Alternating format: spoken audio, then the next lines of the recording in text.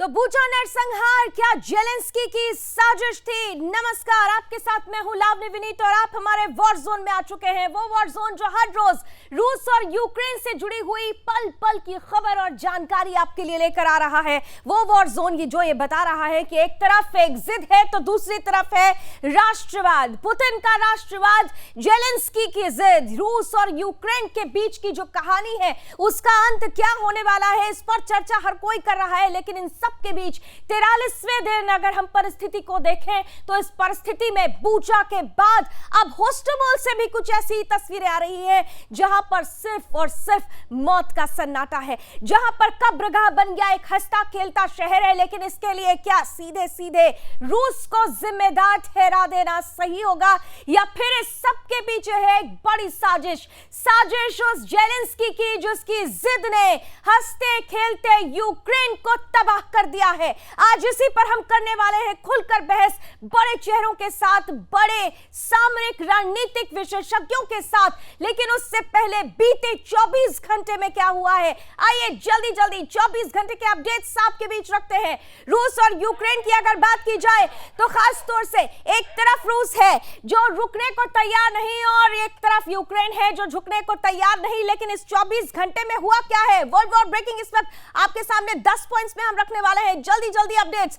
रूस और यूक्रेन का युद्ध का आज 43वां दिन है। 43वें दिन भी मौत का तांडव चारों तरफ देखने को मिल रहा है। यूक्रेन के बोरोडियांका में खंडहर बनती हुई इमारतों की तस्वीरों ने हर किसी को दहला दिया है। इन सब के बीच अगर देखें तो लगातार रूस की तरफ से अगर प्रतिक्रिया दी जा रही है तो यूक्रेन को भी एक के बाद एक नाटो देशों की तरफ से अब पीछे से सहायता भी मिल रही है। और इन सहायता के बीच में सड़कों पर तबाही के निशान भी हम देख रहे हैं। मारियोपोल में अब तक 5000 लोगों की रूसी हमले में मौत हो चुकी है। लेकिन ये मौतें भी संदेह के घेरे में हैं। इसके अलावा यूक्रेन के राष्ट्रपति आयरलैंड की संसद को संबोधित करते हुए नजर आए हैं। जेलेंस्की हर जगह कह रहे हैं कि रूस हमारे साथ अन्याय कर रहा है। लेकिन क्या जेलेंस्की अपने लोगों के साथ अन्याय नहीं कर रहे, यह भी एक बड़ा सवाल है। इन सब के बीच आगे जरा जल्दी से बढ़ते हैं। रूस यूक्रेन युद्ध के अपडेट में यूक्रेन को लड़ने के लिए मिल रहे हैं कई खतरनाक हथियार। आपने पहले ही देखा कि केमिकल हथियारों के बारे में बात आ चुकी है। अमेरिका सप्लाई कर रहा है, नाटो के कई देश लगातार लॉजिस्टिक दे रहे हैं। यूक्रेन को अमेरिका ने पुतिन की बेटियों पर अब प्रतिबंध लगा दिया है, वो किसी भी बैंक से कोई लेन देन नहीं कर सकती है। इन सब के बीच यूरोपीय यूनियन भी जल्द ही रूस पर और कड़े प्रतिबंध लगा सकता है। लेकिन इन प्रतिबंधों के बीच में अमेरिका पुतिन को लगातार युद्ध अपराधी घोषित कर रहे हैं। और आज खास तौर से यूएन में फिर से वोटिंग होनी है रूस के अगेंस्ट। तो क्या इस बार अमेरिका की जो चाहत है वो पूरी हो पाएगी, इस पर भी हमारी नजर बनी रहेगी। लेकिन उससे पहले क्योंकि जो परिस्थितियां हैं वो ये बता रही हैं कि यूक्रेन में आज जो कुछ भी हो रहा है वो जेलेंस्की की एक जिद का परिणाम है। तो इस वक्त की सबसे बड़ी और अहम वॉर ब्रेकिंग के साथ शुरुआत करते हैं। आइए अभी की वॉर ब्रेकिंग सीधे लेकर आते हैं। वॉर ब्रेकिंग ये कह रही है कि रूस यूक्रेन के बीच 43वें दिन की ये जंग अब भी जारी है। बूचा की सड़कों पर नरसंहार हमने देखा, लेकिन रूस ने यूक्रेन पर इस सब के बीच एक बड़ा आरोप लगाया है। बड़ा आरोप कि जेलेंस्की ने ही अपनों को मरवाया है। जेलेंस्की की एक जिद अपनों को लगातार मरने को मजबूर कर रही है। रूस को बदनाम करने के लिए जेलेंस्की अपने लोगों को ही मरवा रहे हैं। ये आरोप लगातार रूस की तरफ से यूक्रेन पर लग रहा है। लेकिन सवाल बड़ा है कि क्या वाकई ऐसी परिस्थिति आ गई है कि जेलेंस्की की जिद इस हद तक हावी हो चुकी है कि जेलेंस्की अब अपनों को ही मरने पर उतारू है, क्योंकि उन्हें रूस को बदनाम करना है। तो रूस का राष्ट्रवाद और जेलेंस्की की जिद क्या है, इन सब के बीच इस खाई को कौन भरेगा, कौन रोकेगा इस युद्ध को? आइए इसी के साथ, इसी वॉर ब्रेकिंग के साथ सीधे लेकर चलिए अब अपने मेहमानों से आज का आप लोगों का परिचय कराते हैं। आज के पैनल में हमारे साथ 3 बड़े चेहरे, बड़े अतिथि जुड़ रहे हैं जो सामरिक और रणनीतिक दृष्टि से लगातार हमारे साथ बने रहे और जिन्होंने वॉर से जुड़ी हुई हर एक पहलू को आपके सामने रखा है। जल्दी से लेकर आइए हमारे आज के गेस्ट।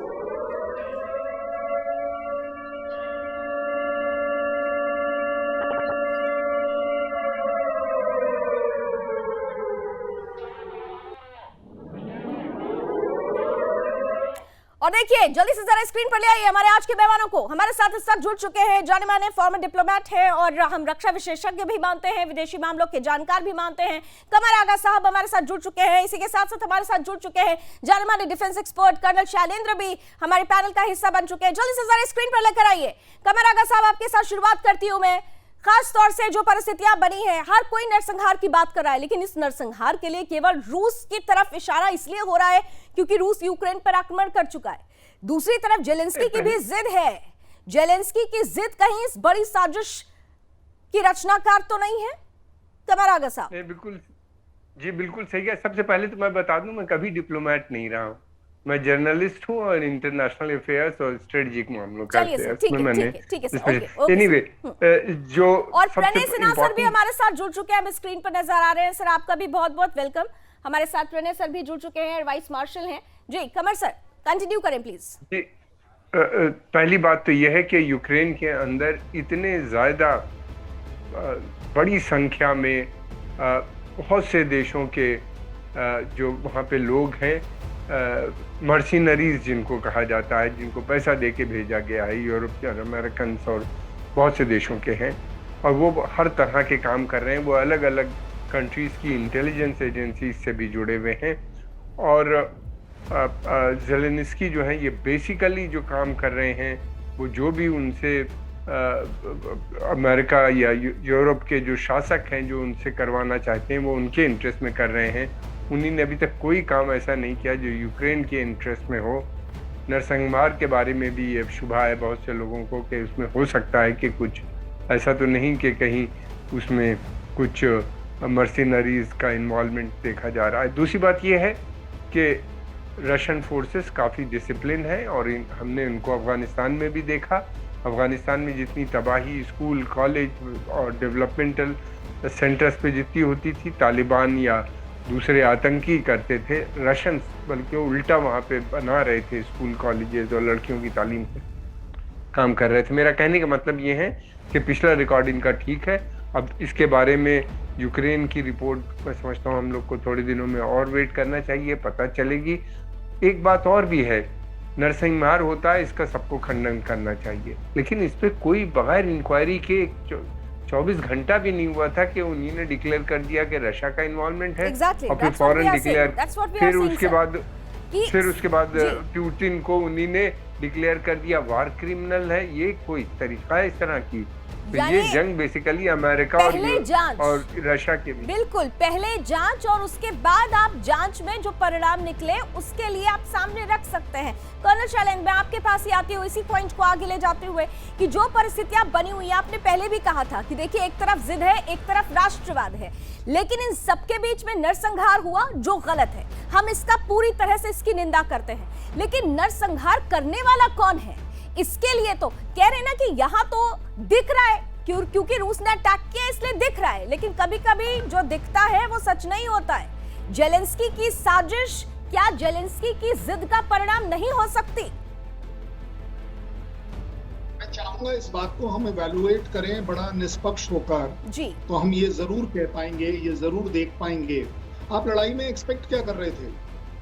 आप दोनों कंट्रीज को, पूरे वर्ल्ड को, यूएसए को ये पता नहीं था कि जब लड़ाई होती है तो लोग मरेंगे? आप क्या एक्सपेक्ट कर रहे थे कि कोई फायर क्रैकर्स की लड़ाई होनी है कि सिर्फ हवा में ऊपर क्रैकर्स की तरह वो बजेंगे और बात खत्म हो जाएगी? आप सबको पता था कि ये लड़ाई होना अल्टीमेटली घातक सिद्ध होता है मानवता के लिए। अब आगे बात कि आपके यहाँ नरसंहार हुआ। नरसंहार हुआ, बिल्कुल, उसमें कोई डाउट नहीं। अगर मैं तो कह रहा हूँ आप 10 और 11 और 20 और 25 बॉडीज को दिखा रहे हैं, मैं कह रहा हूँ अगर एक आदमी मरा तो क्या उसका नरसंहार नहीं माना जाएगा? वो बेकार में क्यों मरना चाहिए? लेकिन ज़ेलेंस्की साहब, आप मुझे ये बताइए, आपको किसने हक दिया कि आप सारे सिविलियंस को बोल दें कि जी आप हथियार लीजिए और सामना करिए? तो अब वो जो नरसंहार में खड़े हैं वो ये कैसे डिस्टिंग्विश करें कि भाई जिसके हाथ में हथियार है लेकिन उसने कपड़े जो हैं सादे पहने हुए हैं तो वो फौजी नहीं है? ज़ेलेंस्की साहब, मुझे आप बताइए, आपका क्लेम है 17,000 18,000 आपने रूसी सैनिक मार दिए, ये किस कैटेगरी में जाएंगे? ये जो इनकी फैमिलीज हैं 17, 18, 19,000 लोगों के जो रशियंस को आप क्लेम करते हैं, मैं नहीं क्लेम करता, आपका क्लेम है कि इतने लोग मार दिए गए, देखिए, मारा मारी, इंफॉर्मेशन वॉरफेयर, प्रोपोगंडा वॉरफेयर चलेगा। जो करेक्टनेस है बातों की वो जब पता चलेगी जब बाद में कहीं ना कहीं कोई, आप इंक्वायरी कह रहे हैं, मुझे तो नहीं लगता इसमें कोई इंक्वायरी होगी। क्या इंक्वायरी कर लेंगे आप? वन साइडेड कौन आएगा? सच तो ये है कि जो इंक्वायरी करने वाले हैं वो तो उसी प्रोपेगेंडा वॉर का ही बेस तैयार करते हैं, वो खुद उसके हिस्से रहे हैं।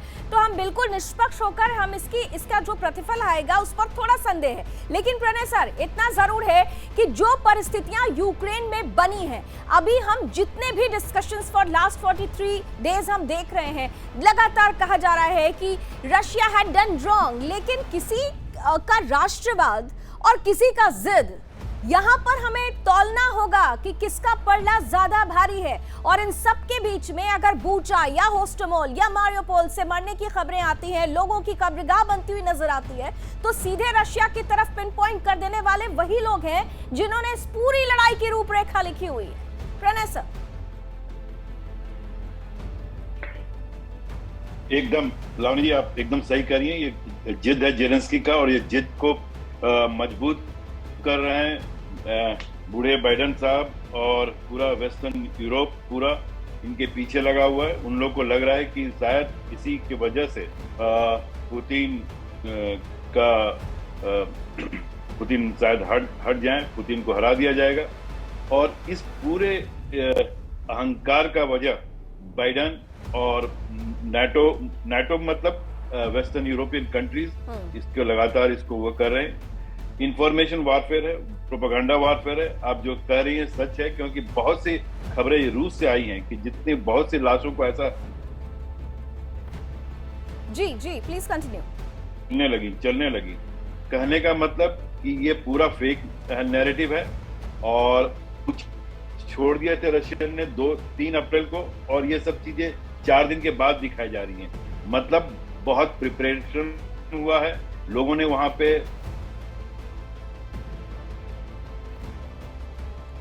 में बहुत से ऐसे वायरल हैं जो ये संकेत दे रहे हैं कि ये पूरा एक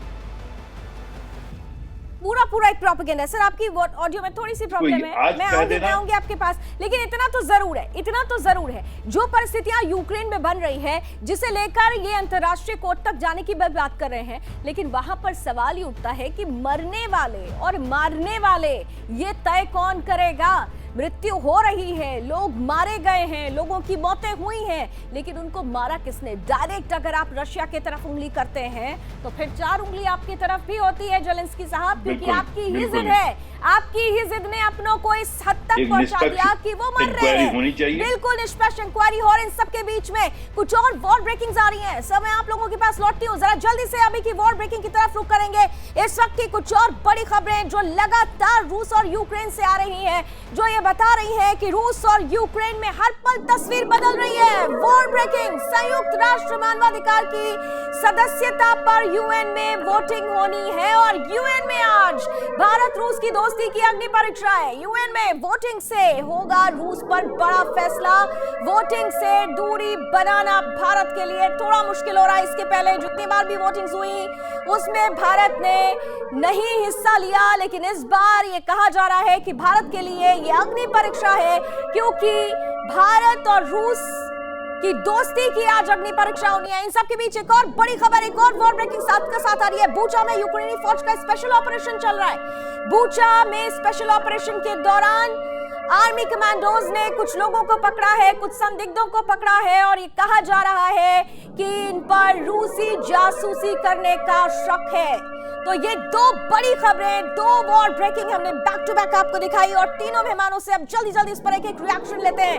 कमर आगा साहब, सबसे पहले आपके साथ में आते हुए कि जो परिस्थिति बनी हुई है, भारत ने पहले वोटिंग से अपने पैर पीछे कर लिए थे क्योंकि भारत गुटनिरपेक्ष है, लेकिन आज ये कहा जा रहा है कि भारत को वोट करना होगा। अगर नहीं करना होगा तो नहीं करता है भारत ऐसा, तो भी इसका फायदा सीधे ऑपोजिशन को जाएगा। क्या होना चाहिए भारत करो? भारत का स्टैंड बिल्कुल साफ क्लियर है। मोदी जी ने एक बहुत प्रिंसिपल स्टैंड लिया है, और जिसमें उन्हीं ने कहा है वो जंग के पूरी तरह खिलाफ है। वो चाहते हैं अमन शांति हो, और ये है कि बीच में मीडिएट करने तक की बात भारत ने कर दी है, और ये है कि नरसंहार को भी भारत ने कंडेम किया है, इंक्वायरी की डिमांड की है, जो इंटरनेशनल लॉ है उसके ऊपर भारत विश्वास करता है। और फिर उसके अलावा ये भी है कि भारत ये भी चाहता है कि जो जेन्युइन कंसर्न है रशिया की या यूक्रेन की, उनको पूरा सिक्योरिटी कंसर्न खास तौर से उनको पूरा होना चाहिए। मैं समझता हूँ कोई नहीं अदर हैंड भारत को वोट करना चाहिए इस पूरे जो ऑब्जेक्टिव जो भारत को एब्सटेन करना चाहिए। भारत बिल्कुल इससे दूर रहे इन मसलों से। यूरोप की जंग में भारत न फंसे तो बेहतर है, मैं समझता हूँ। और दूसरे एक सेकंड ये कि भारत के ऊपर जिस तरह का जबरदस्ती प्रेशर बनाया जा रहा है, भारत के ऊपर जिस तरीके से प्रेशर, एक सेकंड में लूंगा, भारत के ऊपर जी कमर सर जल्दी से प्लीज, कमर सर कंटिन्यू मैं कह रहा हूँ भारत के ऊपर जिस तरीके का प्रेशर बनाया जा रहा है, भारत के ऊपर जिस तरह की स्टेटमेंट दी जा रही है, ऐसा लगता है कि हमारी जैसे फॉरेन पॉलिसी अमेरिका में बनती हो, हर चीज भारत अब्सटेन न करे, भारत वोट न दे, भारत उनसे वीपन न खरीदे, भारत उनसे तेल न खरीदे, और स्वयं अमेरिका और यूरोप जो है उनसे $600 मिलियन का तेल एक दिन में लेते हैं। भारत पाकिस्तान नहीं है जिनकी फॉरेन पॉलिसी बाहर के लोग तैयार करते होंगे, या यूक्रेन की पॉलिसी तैयार करता होगा अमेरिका। ये भारत है और भारत अपने स्टैंड पर अपने दम पर चलता है। बिल्कुल प्रणय सर, आपका स्टेटमेंट और फिर कर्नल शैलेंद्र जी के पास आते हुए। जी प्रणय जी, भारत का स्टैंड क्या हो फिर वोटिंग के दौरान? भारत स्टेटमेंट देगा और स्टेटमेंट देने के बाद एब्सटेन कर जाएगा, हट जाएगा। स्टेटमेंट देगा कि निष्पक्ष राय होनी चाहिए और ये निष्पक्ष के लिए एक ऐसे मेंबर्स को ले आना चाहिए कि जो वेस्ट के न हो और ईस्ट के न हो। Okay sir, colonel Shailendra ji, Bharat का स्टैंड अकॉर्डिंग टू यू? देखिए, भारत एक बहुत ही बैलेंस्ड स्टैंड पर अब तक चला आ रहा है, और इसको कॉर्नर करने के लिए जब इस तरह की बात करी जाएगी कि अगर आप एब्सेंट रहेंगे तो आपको फेवरेबल माना जाएगा। क्यों भाई? जी, कैसे डिसाइड कर लेंगे कि मैं किस साइड हूं? डिसाइड तो मैं करूंगा, मेरा देश करेगा। आप पाकिस्तान को FATF से निकालना है या रखना है, पिछले 4 साल से पेंडिंग करे हुए हैं। ये क्या तरीका है? जहां पर आपके पास एविडेंस है, जहां फुल एविडेंस पूरे वर्ल्ड को है, तब भी आप उसे नहीं ब्लैक करते हैं। मैं ये नहीं कह रहा हूं कि उसको, लेकिन उसमें रीजनिंग जो है कि अगर आपने 1 मिनट के लिए हम ये अज्यूम कर लें कि चलिए जी आपने रूस को निकाल दिया, भाई क्या लड़ाई रुक रही है? ये सबसे बड़ी बात है। इस समय लड़ाई रोकना सबसे बड़ी बात है। This is the major point, this is the major point कि क्या लड़ाई रुक रही है ऐसा करने से, क्योंकि लड़ाई जो शुरू हुई है, ये कहा जा रहा है कि इस लड़ाई के कुछ ज्यादा ही बड़े परिणाम होने वाले हैं। वो परिणाम क्या हो सकते हैं, इस पर मैं आप तीनों के पास आऊंगी, लेकिन इन सब के बीच एक और वॉर ब्रेकिंग आ रही है। सीधे वॉर ब्रेकिंग का रुख करते हुए नाटो की शरण में यूक्रेन के विदेश मंत्री पहुंच चुके हैं। देखिए, युद्ध में मदद की गुहार लगाने एक बार फिर से पहुंचे हुए हैं। नाटो जो पहले ही मदद कर रहा है, अब कह रहे हैं कि जल्द से जल्द हमारी मदद कीजिए। रूस की तबाही जो मची हुई है उससे यूक्रेन में दहशत है और इसलिए नाटो की शरण में पहुंच गए यूक्रेन के विदेश मंत्री।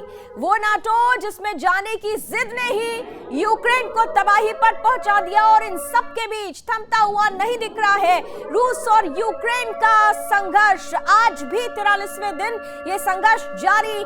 नाटो महासचिव जेम्स स्टोल्टनबर्ग का यह दावा है कि ये जंग कई महीनों या कई सालों तक चल सकती है।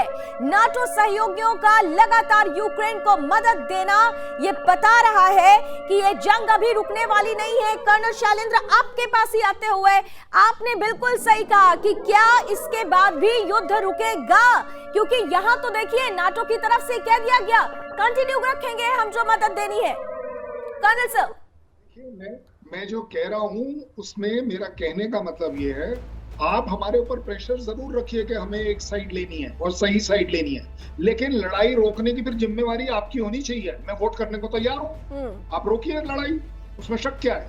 अब जहां तक बात आ गई नेटो में जाने की, देखिए एक तरफ ज़ेलेंस्की साहब बोलते हैं नेटो में हम जाएंगे नहीं, नेटो बोलता है हम आपको लेंगे नहीं, यूएस बोलता है यूरोपियन यूनियन में आपको लेंगे नहीं, वो बोलता है हम जाएंगे नहीं, रशिया की सारी कंडीशन मीट हो गई। तो श्रीमान जी, अब आपके फॉरेन मिनिस्टर वहां क्या करने जा रहे हैं? वो वहां पर कुछ पार्टी करने जा रहे हैं या कुछ मानवता से रिलेटेड पीस प्रपोजल लेकर जा रहे हैं कि वो नाटो को एग्री करवाएं कि पूरी नाटो फोर्सेस मिलकर एक पीस प्रपोजल दें। मैं बड़ा अप्रिशिएट करूंगा इस विजिट को, अगर कोई पीस प्रपोजल आता है वहां से कि उसको डिस्कस करने गए हैं। यूएस, बाकी कंट्रीज जिस तरीके से आर्मिंग कर रहे हैं यूक्रेन की, भाई मुझे आप एक बात बताइए, आप ही का कहना है कि बात तो ये है ना, पीस प्रपोजल देने की जिम्मेदारी जिसके ऊपर है, जो सर्वे सर्वा बना बैठा हुआ है, दरअसल वो अमेरिका ये होने ही नहीं देगा, क्योंकि अमेरिका की बड़ी चाहत इससे खंडित होती है। इसीलिए प्रणय सर आपके पास आते हुए, एक तरफ अमेरिका है, दूसरी तरफ अगर रशिया ग्रेटर यूरेशिया का सपना देखता है, राष्ट्रवाद का सपना देखता है, अखंड रूस का सपना देखता है, तो गलत क्या है फिर? अखंड सोवियत संघ ही तो था ना जिसे तोड़ दिया। बिल्कुल सही कहा आपने। अखंड रूस अपना अखंडता को वापस करना जरूर कोशिश करेगा, करना भी चाहिए। जब और बाइडेन साहब का सबसे बड़ा उनकी लालच ये है कि वो चाह रहे हैं कि इसी चलते हम किसी तरह से हमारी साख बच जाए, और अपनी साख बचाने के लिए जेलेंस्की को जिद पर अड़ा रहेंगे। पर ये युद्ध तुरंत तो फिलहाल खत्म नहीं होगा। रशिया चारों तरफ छोड़ के डोनबास रीजन को जब तक पूरी तरह से अपने उसमें मिला नहीं लेता, अपने को सुरक्षित महसूस नहीं करा देता, तब तक ये कुछ नहीं होने वाला है। इसलिए अभी ये खेल थोड़ा दिन और चलेगा, पर रूस बिल्कुल और कहीं अटैक नहीं करेगा, सिर्फ डोनबास रीजन और मैरिपोल को लेके, तभी वो कुछ आगे बात करने की जिद करेगा। कमरागर सर, योर कमेंट। देखिए, सबसे बड़ी बात यह है कि जो बाइडेन एडमिनिस्ट्रेशन एक अफगानिस्तान जैसी स्थिति वहाँ पे बनाने की कोशिश कर रहा है, जिसमें रूस को वो चाहता है कि लंबे समय वहाँ पे फंस जाए, ताकि उसका कारण ये है कि रशिया ने पिछले 10-12 साल में अथाह तरक्की की है, बहुत ज़बरदस्त।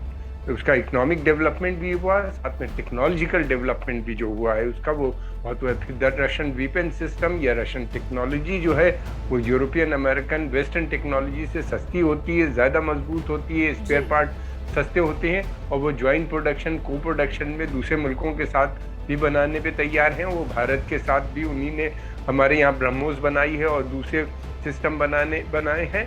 वो पूरा यूरोप इस समय रशिया की तरक्की से काफ़ी डरा हुआ है। उनको लगता है कि दोबारा से रशिया फिर एक बार बन रहा है और जो उनके मार्केट को चैलेंज करने जा रहा है, मार्केट चैलेंज हो रहा है, इसीलिए तो ज्यादा परेशानी हो, और इसीलिए ये परेशानी दरअसल लगातार यूक्रेन के लिए मुसीबत खड़ा कर रहा है। अब जेलेंस्की को तो जिद है, उनकी अपने जियोपॉलिटिकल ऑब्जेक्टिव्स हैं, लेकिन वो ये समझ नहीं पा रहे हैं कि उनकी लोगों की जान की कीमत पर दरअसल अमेरिका अपना हित साध रहा है। जेलेंस्की को ये बात समझनी होगी। Thank you so much all of you gentleman, क्योंकि हमारे पास समय की कुछ सीमाएं हैं, लेकिन हम मिलते रहेंगे, क्योंकि जैसा कि आप लोगों ने भी कहा कि ये युद्ध अभी रुकने वाला नहीं है। ये युद्ध उस परिणाम की तरफ लेकर जाएगा जो एक तरफ हम कहते हैं ना, अखंड भारत का सपना है, हम पूरा करेंगे, तो फिर पुतिन का भी वही राष्ट्रवाद है। उसी अखंड रूस की परिकल्पना को लेकर इस युद्ध की रूपरेखा रची गई है। अमेरिका भले ही अपनी दादागिरी दिखाते रहे, लेकिन इस बार इतना तय है कि रशिया ने अपना स्टैंड क्लियर कर दिया है, और कहते हैं ना कि जहां स्टैंड क्लियर होता है वहां रिजल्ट भी जरूर अचीव किया जाता है। एक बार फिर से आप सभी का बहुत बहुत धन्यवाद हमारे साथ जुड़ने के लिए। आज वॉर जोन से बस इतना ही, लेकिन कल फिर मिलेंगे 6 बजे कुछ नए अपडेट्स के साथ, और क्या हो रहा है युद्ध की इस दुनिया में, इसकी पूरी जानकारी लेकर जुड़िएगा जरूर। अभी बस इतना ही। जय। नमस्कार, मैं हूं लावनी विनीत। अगर आपको हमारा ये वीडियो पसंद आया है तो लाइक कीजिए, शेयर कीजिए और कमेंट कीजिए, और हाँ, हमारे चैनल को सब्सक्राइब और फॉलो करना मत भूलिएगा, ताकि आप निरंतर प्रखर राष्ट्रवाद की खबरों के साथ जुड़े रह सकें।